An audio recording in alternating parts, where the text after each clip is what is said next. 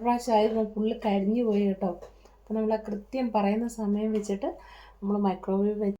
Hello friends, നമസ്കാരം, welcome back to my channel. ഇന്ന് വന്നിട്ട് നമുക്ക് ഒരു പോപ്കോൺ എങ്ങനെയാണെന്ന് ഫ്രൈ ചെയ്തെന്ന് കണ്ടാലോ. പക്ഷേ ഇതിനായിട്ടുള്ള പോപ്കോൺസ് നമുക്ക് റെഡി ടു മേക്ക്, അതിൽ റെഡി ടു ഫ്രൈ എല്ലാ ഷോപ്പുകളിലും തന്നെ മേടിക്കാൻ കിട്ടുന്നതാണ് കേട്ടോ. വിത്ത് സോൾട്ട്, വിത്തൗട്ട് സോൾട്ട്, അതായത് വിത്ത് കറാമലൈസ്ഡ് ഷുഗർ ആൻഡ് വിത്ത് സോൾട്ട് നമുക്ക് മേടിക്കാൻ കിട്ടും. അപ്പോൾ ഇവ മേടിച്ച് വെച്ചിട്ട് ഇതിനകത്ത് പറയുന്ന സമയം അനുസരിച്ച് നമുക്ക് മൈക്രോവേവിൽ വെച്ച് ജസ്റ്റ് ഒന്ന് ഓണാക്കി കൊടുത്താൽ മതി. അധികം 3 മിനിറ്റ് കൂടുതലൊന്നും വയ്ക്കരുത്, കാരണം നന്നായിട്ട് തീ പിടിക്കും കേട്ടോ. കാരണം ഒരു എക്സ്പീരിയൻസ് എനിക്കുള്ളതാണ്.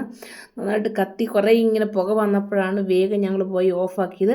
അപ്പം നമുക്ക് ഇതിൻ്റെ വീഡിയോ ഒന്ന് കണ്ടാലോ. ശരിക്കും നല്ല സൂപ്പറായിട്ട് കിട്ടും കേട്ടോ.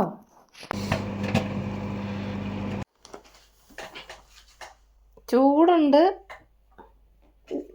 തുറക്കാവോ? അങ്ങനെ കളിച്ചിട്ട് തുറന്നേ. തുറക്ക്.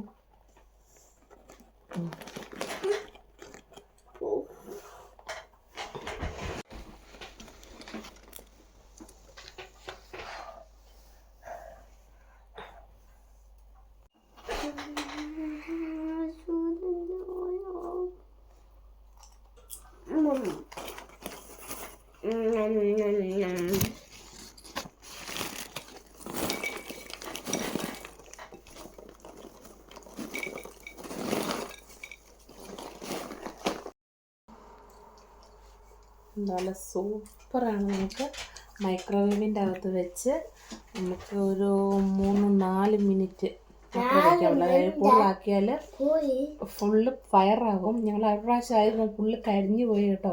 അപ്പോൾ നമ്മൾ ആ കൃത്യം പറയുന്ന സമയം വെച്ചിട്ട് നമ്മൾ മൈക്രോവേവ് വെച്ച് ജസ്റ്റ് 1-2-3 മിനിറ്റ് അല്ലെങ്കിൽ 4 മിനിറ്റ് അത്രയും ആക്കിയാൽ മതി.